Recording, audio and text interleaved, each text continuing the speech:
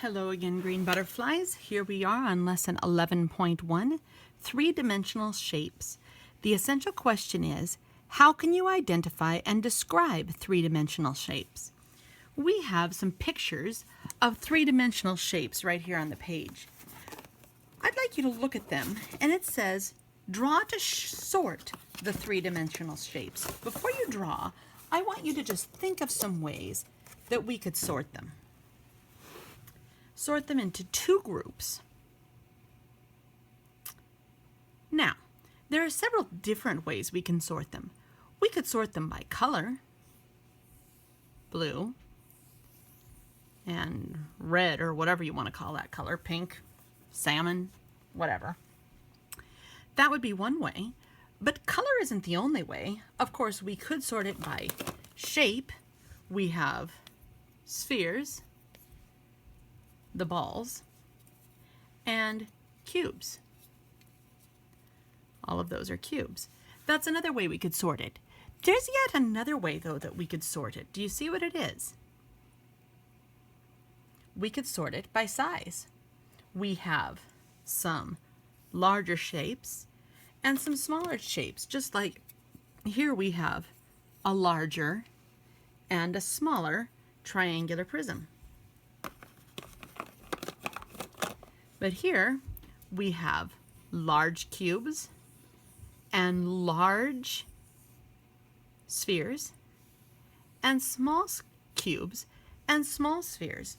So I would like you to circle a set to show one way to sort. When I say circle a set, I mean get all the ones that are alike in one spot and all the ones that are alike in a different way in another spot. For instance, let me do by color. There, all my salmon colored ones are in one loop, and all my blue ones are in another loop. I would like you to choose a different way to sort. You choose what it is and circle your way.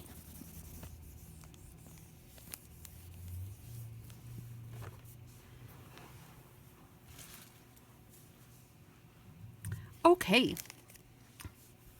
let me see your way. Well, hopefully you have your way done anyway. Okay, so I showed you large and small. I mean red and blue. We could also do large and small.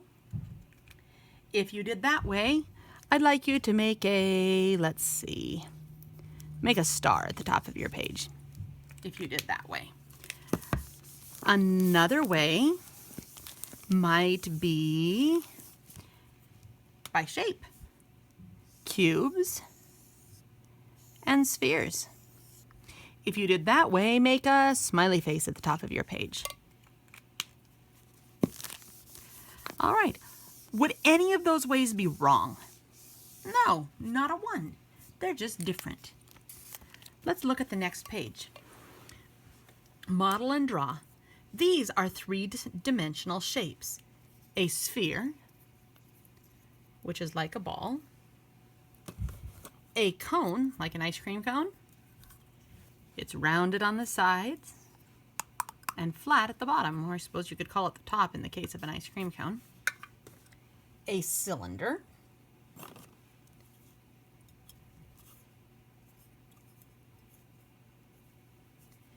A rectangular prism.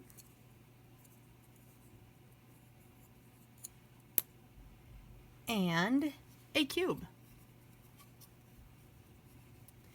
Now it says, why is a cube a special kind of rectangular prism? Here we have two different rectangular prisms, which are actually both different from the one in the picture, although this one's pretty similar. What do you notice about the rectangular prisms? Well, they have rectangles on them.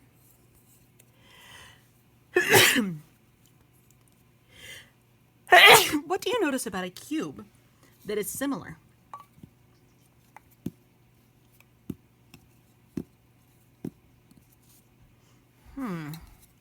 Well, this rectangular prism is about the same size and shape this way. It has a square on this side, but is that side a square? No, that's just a rectangle. But look at the cube. Does it have any faces? This flat part is called a face. Does it have any faces that aren't square? No, all of its faces are square. Now this one has one face that's a square, and then on the other side it also has another face that's a square, but is that a square? What about that? Or that? Or that? No. None of those are squares. And here, that looks like a square, and that looks like a square, but are these squares? No. And we could make a rectangular prism like this one. There, it looks like it might be a square, but from this angle, it doesn't look like it has any faces that are squares. But a cube has all faces that are squares. And we're going to start counting faces, I think, tomorrow or maybe the next day, pretty soon anyway. And you'll notice some other similarities between cubes and other rectangular prisms. A cube is just a special kind of rectangular prism. Okay, it says use three-dimensional shapes. Sort the shapes into 3 groups. Name and draw the shapes. Now, we have a box of various three-dimensional shapes in our classroom. You do not have to sort all of the shapes. Please use only the shapes that are on this page. A sphere. Please make sure that you use the full sphere and not the hemisphere. That's just half of a circle. Make sure you use half of a ball. Half of a sphere. Use the one that's a full sphere, a whole ball. Okay? You'll need the sphere, the cone, the cylinder, the rectangular prism. You can use either of them. I don't care which one. You can use them both. And the cube. I'm happening to use the one that's more similar to the one in the picture. Okay? Now, you'll need to pause the video while you go get those. Once you're ready, we'll get started. Use three-dimensional shapes. Sort the shapes into 3 groups. Name and draw the shapes. Only one flat surface, only a curved surface, both flat and curved surfaces. Let's look at this. Does this have any curved surfaces? No, so I'm going to put this in the only flat surfaces group. Let's see, how about this one? Does it have a flat surface? Yep, you've got your cylinder. It has flat surfaces on the top and the bottom. Does it have a curved surface? Sure enough, all the way around the side. So that one can go in the both flat and curved surfaces down at the bottom. How about this one? Does it have a flat surface? Does the cone have a flat surface? And does it have a curved surface?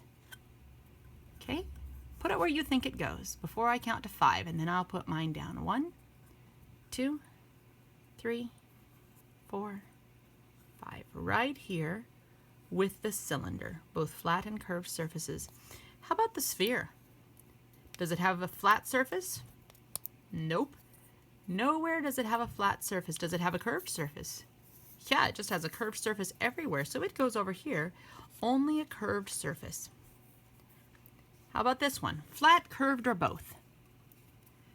Now that there's one in each group, you decide which one is it most like. Which group does it fit in with best? Put it down before I count to 5, and then I'll set mine down. 1, 2, 3, 4, 5. Okay, now we're going to draw what it says. Only one flat surface. We have 2. The rectangular prism and the cube. Let's do our best to draw them. I'm going to kind of scoot this over. Now, you can look at the picture and see if that helps you. You can actually draw these without the dotted lines, and they're still pretty visible. Does it have to be perfect? No, it doesn't have to be perfect. And for my cube, I'm going to go, wah! I'm going to try to draw a nice square there. Whee! and then I'm going to label them. The words are up here, and they're also most of the time on here. I need to start over by the edge in order to get rectangular in. Rectangular prism and cube. Okay. Just do your best to do the drawings. They do not have to be perfect. You can kind of look at what they did up here to give you some ideas, but between your drawings and your labels, your words, I'll be able to figure out what you mean. Now, here we go. Here's actually where we start counting surfaces. You'll be doing some more later, but let's look here. Use three-dimensional shapes. Write the number of flat surfaces for each shape. A rectangular prism has 6 flat surfaces. Now, let me show you something that you can do to help you count them. What I would recommend is that you get a whiteboard. I don't happen to have a whiteboard here with me, so I'm just going to put a piece of paper inside my plastic sheet. But go ahead and pause the video and go grab a whiteboard. Now, I'm going to show you something really cool that you can do. You will also need a dry erase marker. So you can go ahead and grab yourself a dry erase marker. If you have a black one, if you see a black one, that's actually what I would recommend. So pause the video again, sorry, and go get a dry erase marker, preferably a black one, because they erase the easiest.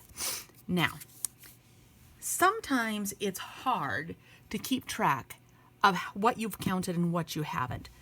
And so what you can do is you can just make a little mark.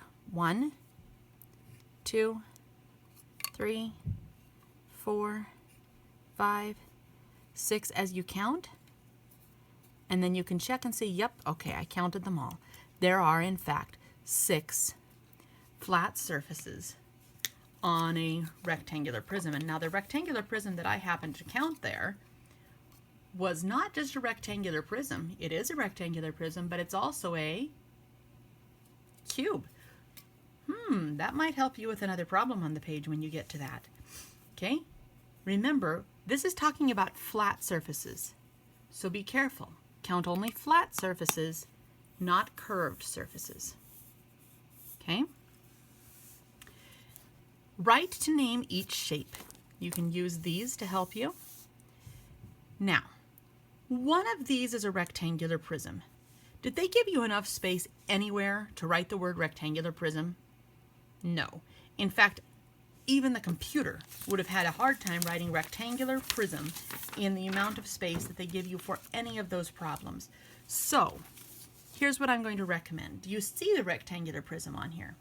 Now, technically, rectangular prism could be a correct answer for 2 of these pictures, but there's a better answer for one of them. So be careful. Do you see which one is the rectangular prism? Put your finger on it. Okay. Now I said that there are 2 possible rectangular prisms, but one of them has a better answer. The one that's only a rectangular prism, though, and not anything else, is the book. The book is shaped vaguely like this, which from the top looks a lot like that. But when we turn it this way, we can see that not all of the sides are squares. Not all of the faces are squares. Let me show you how you can write rectangular prism in here. If you just use the space strangely here, rectangular prism, you can fit it in, okay? All right, so go ahead and finish the lesson.